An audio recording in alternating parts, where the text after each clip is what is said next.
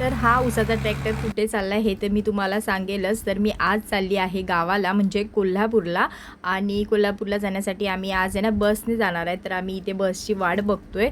भरपूर वेळ झाली बस आलीच नव्हती. 10-15 मिनटं तरी लेट झालेली आणि आम्ही अर्धा तास आधी येऊन उभं राहिलेलो आणि फायनली आमची बस आली आहे. आणि आमचे साहेब आहे ना पहिले ते आपलं बोजे घेऊन आहे ना धावले गाडीमध्ये ठेवण्यासाठी, कारण का आम्ही खूप वेळ झालेला थांबलेलो, आम्हाला कंटाळा आलेला अक्षरशः.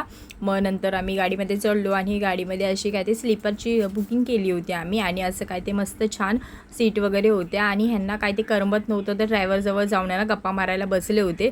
पण अथांग काय ऐकत नव्हतं. अथांगने त्यांना बोलवूनच घेतलं.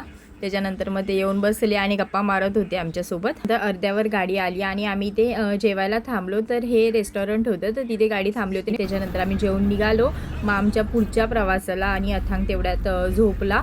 मी जागीच होती, मला काही झोप लागत नव्हती. आणि मग सकाळी फायनली पोचलो कोल्हापूरला आणि हे खूप छान असं दृश्य आणि एवढी बेकार थंडी होती ना की अक्षरशः असं थरथर कापायला होत होतं आणि खरंच नको वाटत होतं. त्याच्यानंतर एवढी थंडी असल्यामुळे एका चायच्या टपरीवर थांबलो होतो आणि अर्ध्या तासात मी 3 वेळा तरी चहा पियाली, कारण का एवढी बेकार थंडी होती ना की आमचे दात असे कुडकुडत होते. आणि हे सुद्धा कॉफी पियाली आणि अथांगला काहीच तिथे अवेलेबल नव्हतं म्हणून मी थोडा चहा पाजला, कारण का खरंच त्याला पण माझ्या बाबूला पण खूप थंडी वाजत होती त्यामुळे. आणि चहा पण काय एवढा प्युअर चहा नव्हता, दुधाचा छान असा घट्ट घट्ट चहा होता, त्याच्यामुळे त्याला पण थोडा मी चहा दिला. आणि मला जाम हसायला येत होतं तेव्हा, कारण का तो चहा पियत होता आमच्यासोबत. तर हा ट्रॅक्टर आहे ना तो ऊसाच्या कारखान्यात चालला आहे, म्हणजे हे ऊस आहेत ना ऊसाच्या कारखान्यात घेऊन चालले, जिथे ऊसाच्या कारखान्यात साखर गूळ किंवा अन्य काही पदार्थ बनतात. तर तिथे हा म्हणजे एवढा भरलेला ट्रॅक्टर आहे ना हळूहळू घेऊन जातात कारखान्यामध्ये.